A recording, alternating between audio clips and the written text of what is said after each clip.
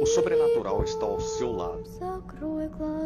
Então, na dúvida, é melhor acreditar.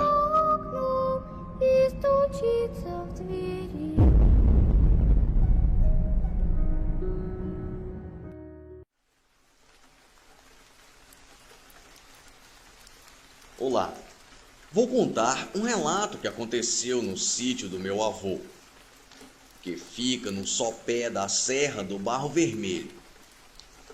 Meu avô era caçador e seu sítio ficava próximo ao sopé da Serra do Barro Vermelho, local que muitos consideram místico, pois já houve relatos de caçadores que se depararam com criaturas e entidades como caboclos boiadeiros, lobisomens e sacis.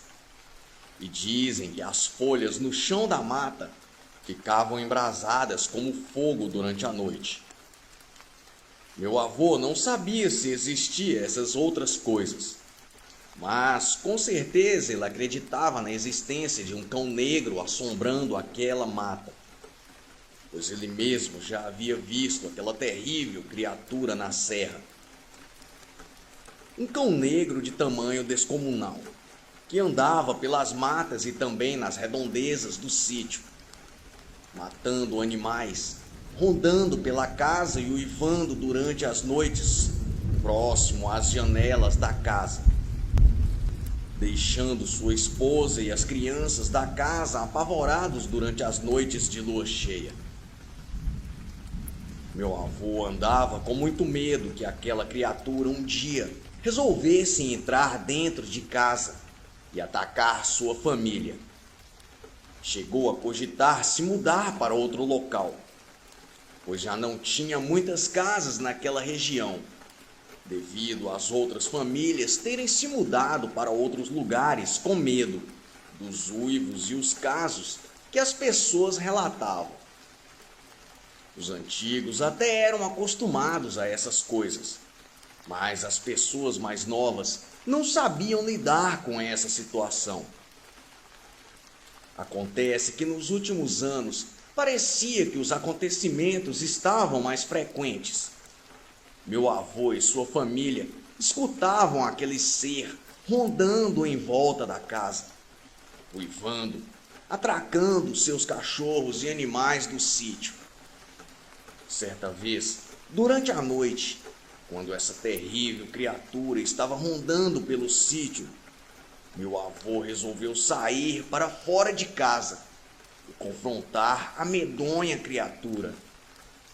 Então viu um cão negro humanoide próximo ao curral. Meu avô ficou impressionado com aquela visão demoníaca. Trêmulo, apontou em direção à besta e disparou naquele ser repugnante.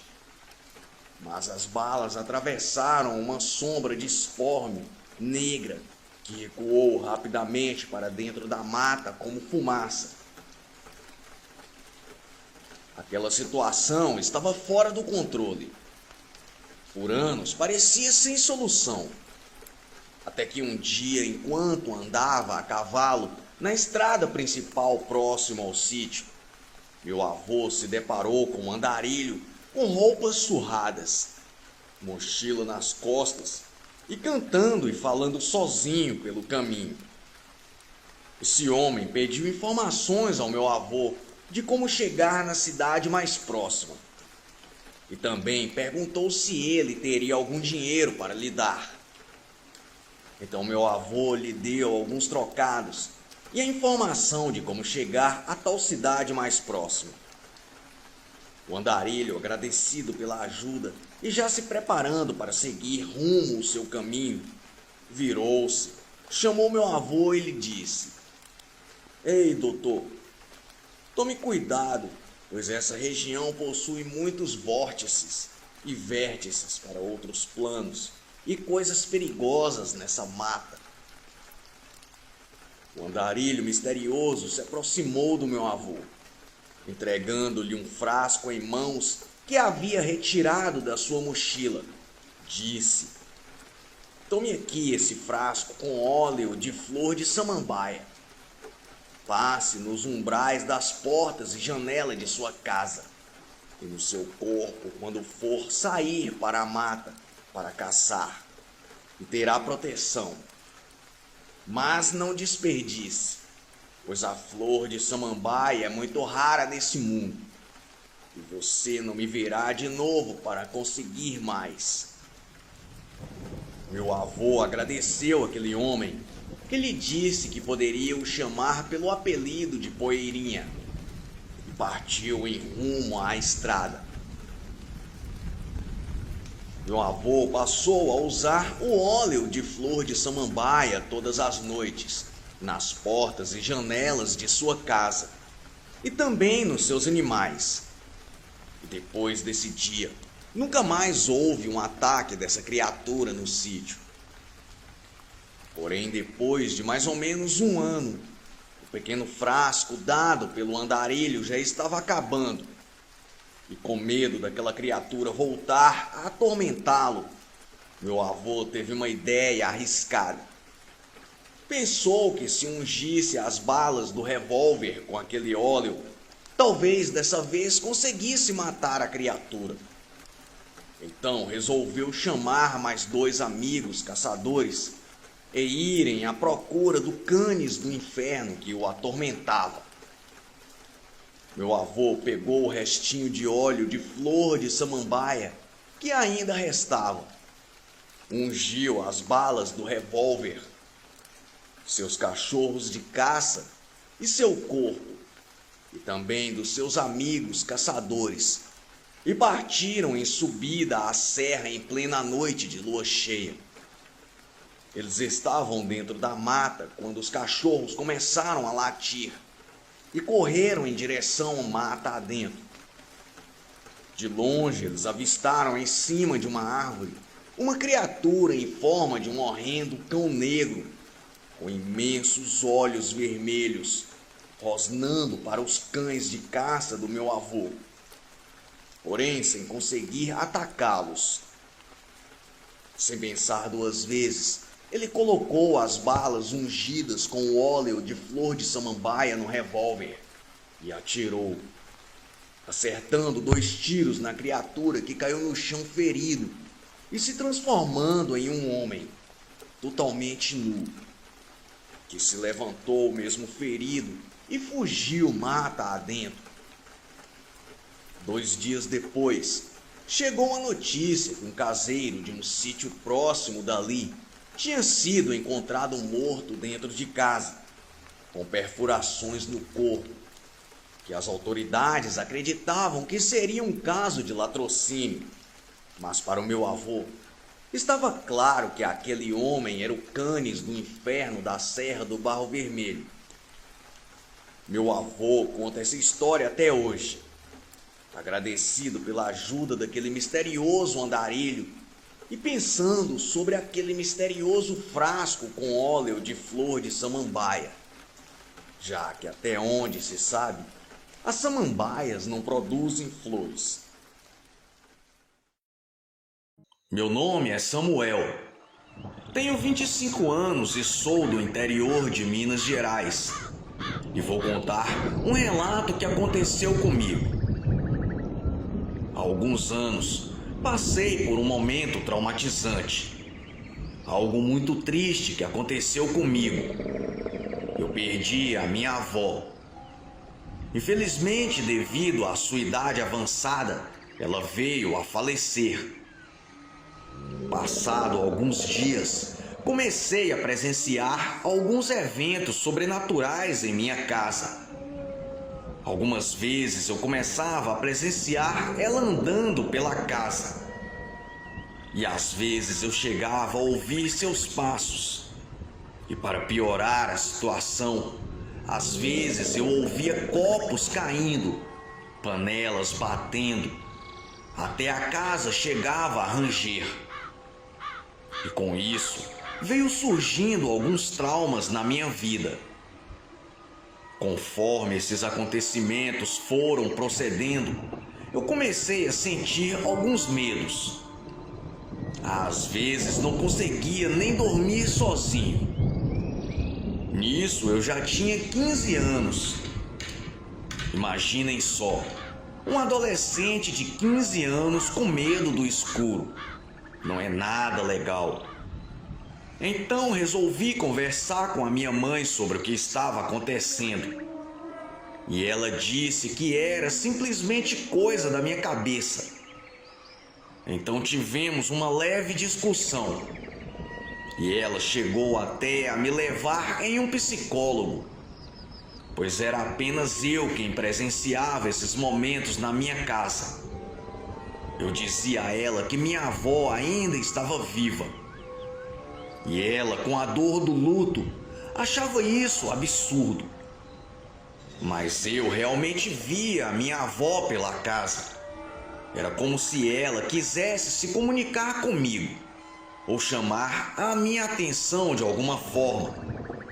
Como se ela ainda tivesse algum assunto pendente a tratar comigo. Nas minhas idas ao psicólogo, eu comecei a relatar tudo o que estava acontecendo. Porém, ninguém me entendia. Minha mãe só não me internou, pois gostava bastante de mim e não teria coragem. Eu passei por diversos psicólogos para resolver minha situação, mas nenhum pôde me ajudar da maneira que eu precisava. A maioria dizia que eu precisava aceitar a perda da minha avó. E outros diziam que eu estava ficando louco e precisava me internar. O último psicólogo que eu fui disse que o meu problema era espiritual e que eu precisava de um pai de santo, um médium para resolver meu problema. Fui ao pai de santo da roda de umbanda de um conhecido do meu psicólogo.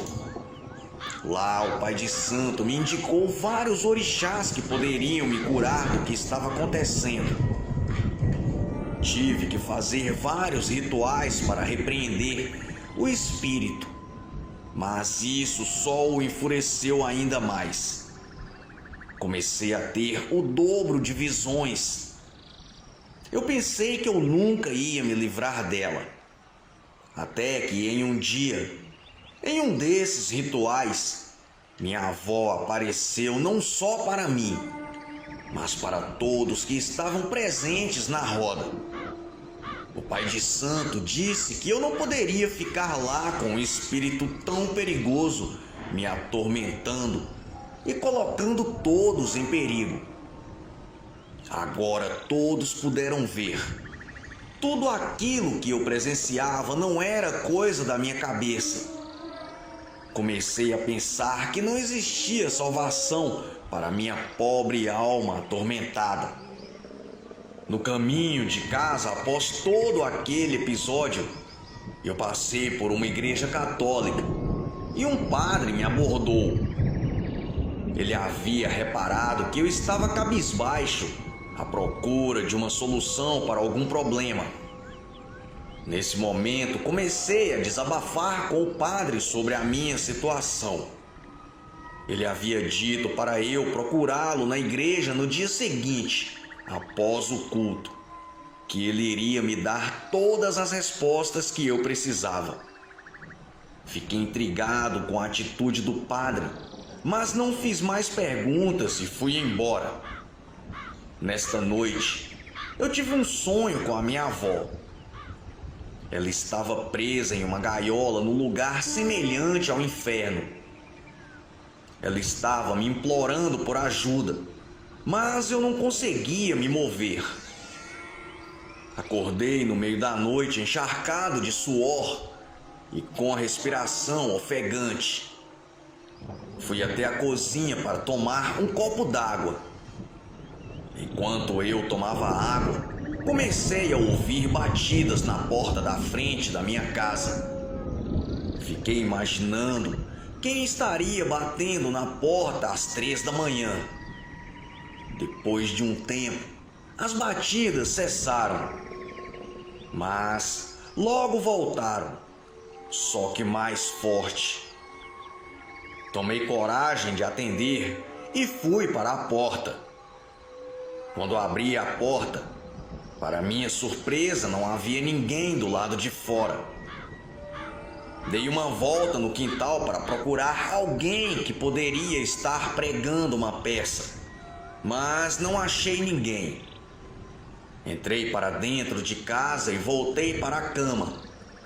No dia seguinte, após o culto, fui para a igreja ver o que o padre tinha para me dizer. Quando passei pelas portas, me deparei com um círculo de oração próximo ao altar. Parecia que estavam aquecendo para algo grande. O padre chegou bem atrás de mim e disse para eu ficar no centro da roda de oração, para que todos pudessem orar por mim e assim repreender o espírito da minha avó. No momento em que entrei no círculo, todas as velas da igreja apagaram e ventos fortes começaram do lado de fora.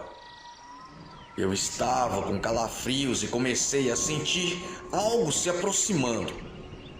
De repente, o padre estava com os olhos negros e sua voz tinha mudado. Parece que ele tinha sido possuído por algum espírito. Ele começou a falar em uma língua estranha, até que começou a falar coisas que faziam sentido. Você precisa me libertar, ou nunca te deixarei em paz. Ele dizia isso enquanto olhava fixamente para mim. Mas quem é você? E de que eu tenho que te libertar?